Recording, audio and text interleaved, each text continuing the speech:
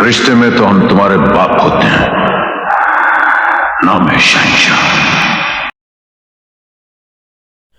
हाँ जी, तो गैस अस्सलाम वालेकुम। तो गैस ये रहा हमारा question number 13 class C amplifier के बारे में। तो वो गैस कहता है the class C amplifier is given below. तो ये दिया गया है, वो कहता है नीचे आपको क्लास सी एम्पलीफायर दिया गया है, डिटरमाइन फाइंड आउट कीजिए AC and DC load lines. ठीक है, एसी और डीसी लोड लाइन हमारा पहला काम है, तो चलिए पहला काम डन करते हैं, तो उसके बाद नेक्स्ट की बात करते हैं। तो गाइस डीसी लोड लाइन में मैंने आपको पॉइंट बताया था कि वीसीई ऑफ जो होता है, सबसे पहले मैं ए पॉइंट छेड़ने लगा हूँ जी। ठीक है, डीसी लोड लाइन के लिए तो डीसी लोड लाइन में मैंने आपको बताया था कि आईसी तो ज़ीरो होती है। ठीक है, वीसीई ऑफ इनडायरेक्टली बराबर हो जाती है वीसीसी के। ये सारा मैंने थीसिस में एक्सप्लेन किया, क्योंकि इसमें इंडक्टर इस तरह से काम करता है, इंडक्टर और कैपेसिटर के ये पूरे के पूरे वोल्टेजेस एक साइकिल में ही आगे भेज देते हैं। यानी नेगेटिव साइकिल भी नेगेटिव वीसीसी होता है और पॉजिटिव साइकिल भी पॉजिटिव वीसीसी होता है। और अगर देखा जाए तो ये पता क्या करता है, इसका मेन काम, इस एम्पलीफायर का जो मेन काम है वो ये है कि ये इनपुट को दुगना करके आगे वोल्टेजेस की फॉर्म में भेज देता है। यानी यहाँ पे वीसीसी दी गई है, जबकि ये आउटपुट तक 2 वीसीसी पहुँचा देगा। तो VCC की वैल्यू इनडायरेक्टली 50 वोल्ट है, तो ये आ गया VCE ऑफ। आगे हम क्या फाइंड आउट करेंगे, AC लोड लाइन, क्योंकि इसमें IC ज़ीरो है, उसको मालूम करने का फ़ायदा नहीं है, क्योंकि इसकी लाइन हमेशा सीधी बनती है ऊपर की जानिब।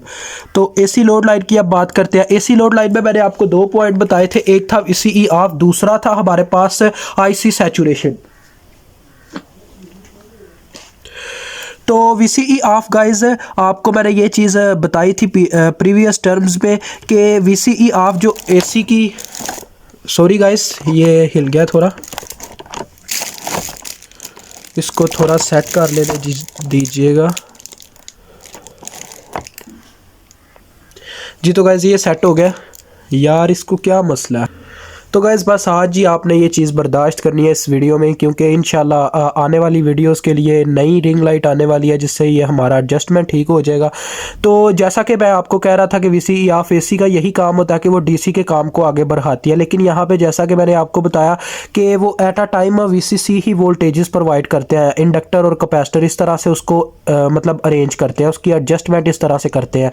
तो लिहाजा AC इसमें कोई किरदार नहीं निभाएगी, DC वाला ही सारा रोल प्ले आ जाएगा यहाँ पे। तो इसका फार्मूला मैंने वैसे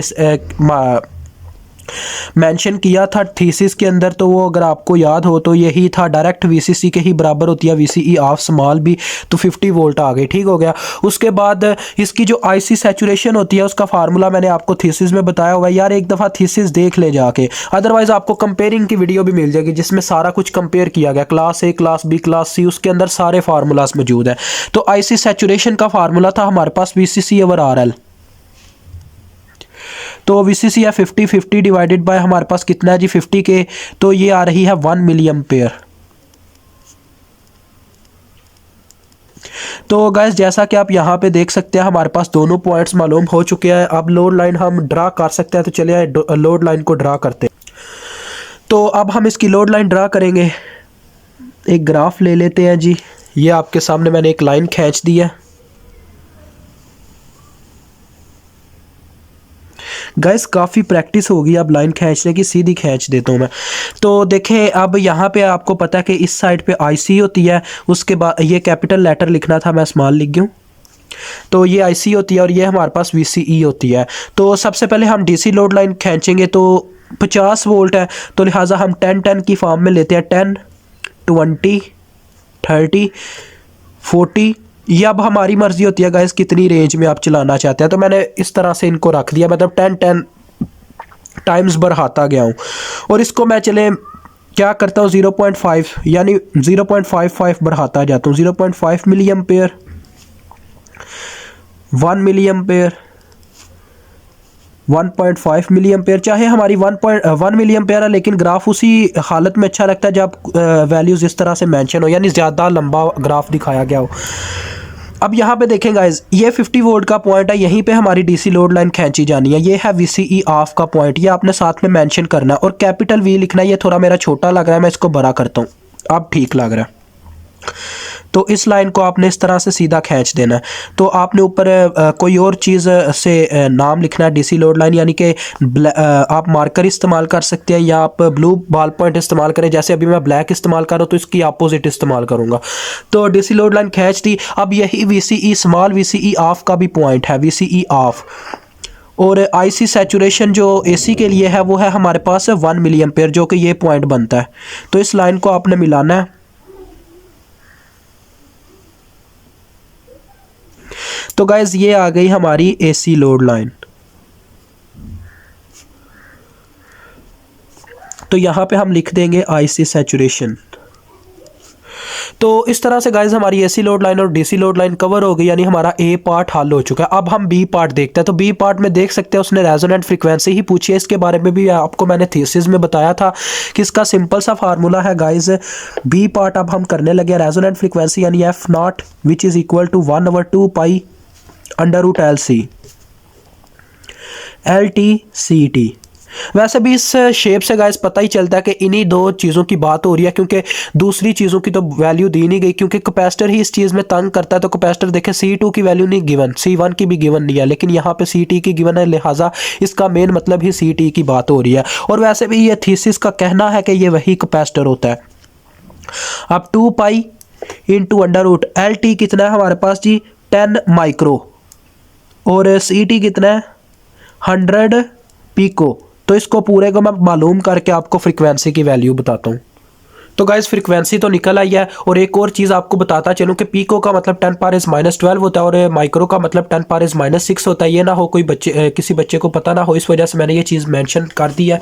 तो नेक्स्ट उसकी वैल्यू देखें कितनी हैवी लेवल की आ रही है, 5032921.21। इसको हम 3 दर्जे पीछे ला के इसको किस फॉर्म में लिखेंगे, किलो की फॉर्म में या मेगा की फॉर्म में भी लिख सकते हैं, 6 दर्जे पीछे ला के।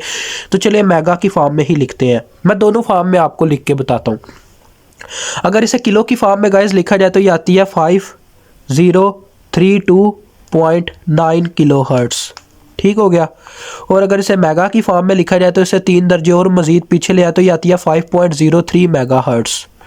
तो इस तरह से हमारा B पार्ट भी क्लियर हो गया। और लास्ट पार्ट है क्वालिटी फैक्टर, जिसका फार्मूला मैंने आपको बताया था। वो क्या कहता है, quality factor of the coil in the tank circuit, यानी मुझे क्वालिटी फैक्टर भी निकाल के दो। तो उसका फार्मूला भी काफ़ी इजी था जो मैंने आपको बताया था, अभी मैं यहीं पे आपको लिख के बताता हूँ। तो गाइज हमारे पास क्वालिटी फैक्टर का नाम Q से रिप्रेजेंट किया जा रहा था, इसको साथ में F भी लिख लें, अच्छा लगेगा। और इसका फार्मूला था हमारे पास 1/R वाइंडिंग √LT/CT। ये इसका फार्मूला था। जैसे मैंने आपको बताया था कि अगर ये जब क्वालिटी फैक्टर उसी सूरत हाल में पूछा जाता है जब हमारे पास R यानी दिया गया हो इंडक्टर के साथ। तो ये देखिए उसने दिया हुआ है R वाइंडिंग। तो वैल्यूज़ पुट करें और आंसर हासिल करें। 1/10 √ LT है हमारे पास गाइस कितना 10 माइक्रो, 10 × 10⁻⁻6, जबकि CT हमारे पास कितना है 100 पिको, यानी 100 × 10⁻⁻12। तो इसको मैं कैलकुलेट करके आपको आंसर बताता हूँ और इस क्वेश्चन का यहाँ पे इख्तिताम करते हैं। तो गाइस क्वालिटी फैक्टर मेरे पास आ रहा है 31.62। 31.62। तो इस तरह से गाइस हमारा ये क्वेश्चन हल होता है। मेरे ख्याल में ये क्वालिटी फैक्टर, जी बिल्कुल क्वालिटी फैक्टर यूनिट लेस होता है, इसका कोई यूनिट नहीं होता। तो आज का हमारा यही था लेक्चर। मुझे उम्मीद आपको इससे काफ़ी कुछ सीखने को मिला होगा।